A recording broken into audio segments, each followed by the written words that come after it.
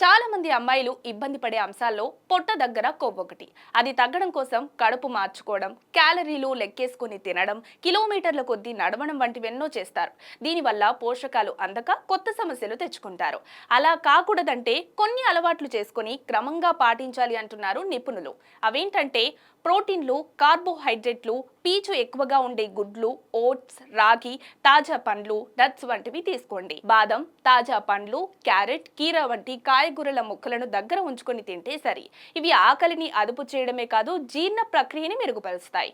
కనీసం 2 లీటర్లు నీళ్లు తాగుతున్నారో లేదో చూసుకోండి. మజ్జిగ, హెర్బల్ టీ, పండ్ల రసాల రూపంలో తీసుకున్నా మంచిదే. కాబట్టి తినేటప్పుడు చివరగా ఒత్తిడి కూడా ఈ సమస్యకు మూలమే. పైగా త్వరగా కొవ్వు కరగకుండా చేస్తుంది. కాబట్టి ధ్యానం, బ్రీతింగ్, ప్రాణాయామం చేస్తూ దాన్ని అదుపులో పెట్టుకోండి. శారీరకంగా, మానసికంగా ఆరోగ్యంగా అవ్వడమే కాదు, పొట్ట దగ్గర అనవసర కొవ్వు కరగడం ఖాయం.